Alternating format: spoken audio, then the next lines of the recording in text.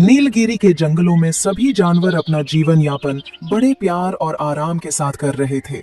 उन जानवरों के बीच में एक अकड़ू नाम का गधा भी था।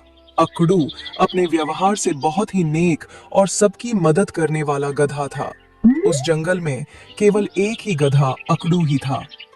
एक दिन जंगल के जानवरों ने उसके परिवारजनों के बारे में पूछा। अकड़ू भैया, जंगल के सभी जानवर अपने परिवार के साथ बड़े ही सुकून से रहते हैं। आपका परिवार कहाँ पर है? क्या आपको कभी अपने परिवार की कमी महसूस नहीं होती भैया?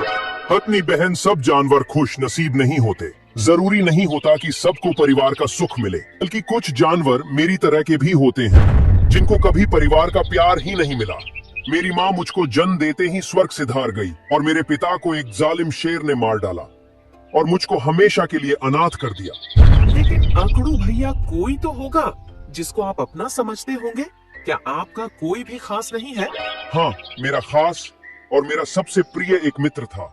हम दोनों साथ साथ ही बड़े हुए थे और एक ही जंगल में रहा करते थे।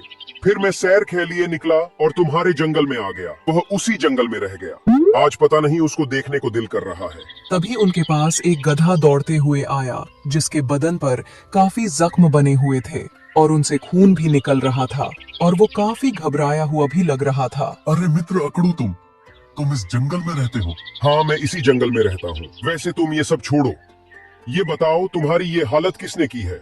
मित्र, तुम्हारे जाने के बाद हमारे जंगल में एक दुष्ट शेर आ गया और उसका अत्याचार इतना बढ़ गया, उसने जंगल के सभी जानवरों को मार दिया और मैं जैसे तैसे अपनी जान बचाकर आया हूँ। अब वह मेरा पीछा करते करते इसी जंगल में आ गया है और जानवरों का शिकार कर रहा है। तुम बिल्कुल भी चिंता मत करो मित्र, अभी मैं जिंदा हूँ। मैं उस शेर को अच्छा सबक सिखा दूंगा।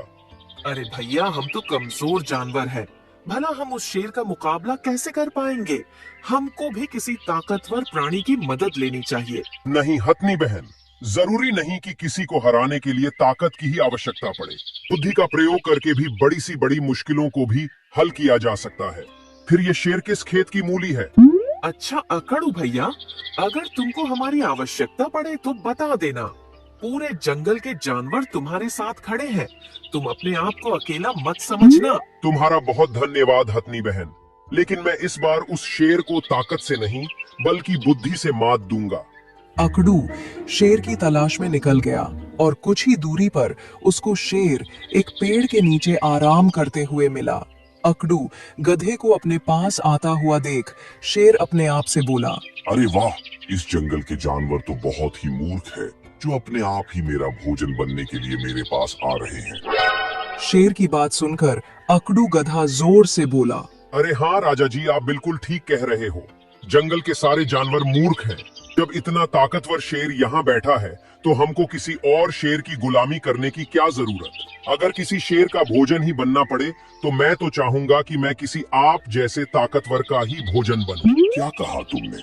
मैं इस जंगल में आया हूँ, तो क्या इस जंगल में पहले से ही एक और शेर है? हाँ राजा जी, इस जंगल में बहुत ही खूंखार शेर है और बहुत ज्यादा ताकतवर भी है। पर मेरा पूर्ण विश्वास है कि वह कितना भी ताकतवर क्यों ना हो, पर आपसे ज्यादा नहीं है। मैं आपके चर्चे जंगल के बहुत सारे जानवरों के मुख से सुने हैं। आप जैसा बहादुर आसपास के जंगलों में दूर दूर तक दिखाई नहीं देता। तुम ठीक कह रहे हो।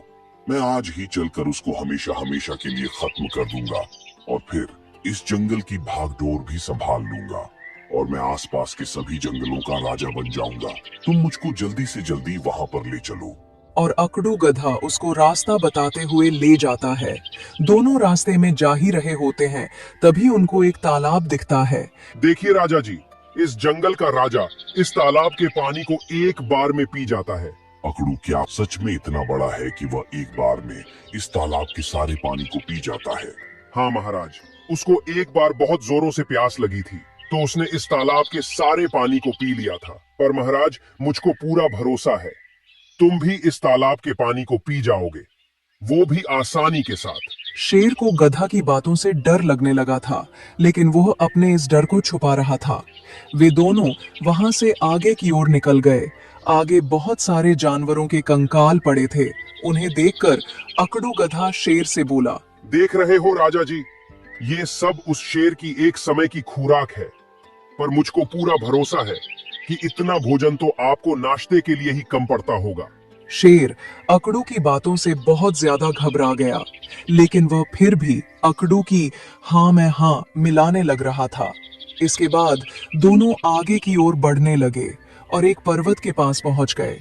तभी पर्वतों से बड़े बड़े पत्थर आकर नीचे गिरने लगे।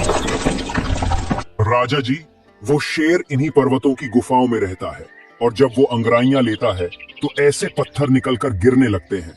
क्या वो सच में इतना ताकतवर है? हाँ बिल्कुल, वो इससे भी कई गुना ज्यादा ताकतवर है, पर मुझे आप पर पूरा भरोसा है। आप उसको आसानी से हरा दोगे। शेर अब और भी ज्यादा भयभीत होने लगा था। राजा जी, अब आप अपनी पूरी शक्ति के साथ उस शेर को ललकारिए। शेर इतना ज्यादा डर चुका था कि अब उसके मुंह से आवाज भी नहीं निकल रही थी। उसे लग रहा था कि इतना बड़ा शेर अगर मुझ पर आ झपटा तो मैं आज ही अपने प्राण त्याग दूंगा। और उसकी इस बात का भी डर था कि अकड़ू गधे के सामने उसकी बेइज्जती ना हो जाए। उसने पूरी शक्ति के साथ आवाज लगाई, अरे वो कायर कहाँ पर मुंह छुपा कर बैठा है? हिम्मत है तो मेरे सामने आ, मैं तुझको ललकारता हूँ। शेर ने इतना बोला ही था कि उसकी आवाज गुफा में गूंजने लगी और उसको दुगनी तेजी के साथ सुनाई दी। अरे वो कायर कहाँ पर मुंह छुपा कर बैठा है? हिम्मत है तो मेरे सामने आ, मैं तुझको ललकारता हूँ। जिससे शेर काफी घबरा गया और वहां से धूम दबाकर भाग गया। और इस प्रकार से अकड़ू गधे ने अपनी चतुराई से जंगल के मासूम जानवरों को जालिम शेर के कहर से बचा लिया।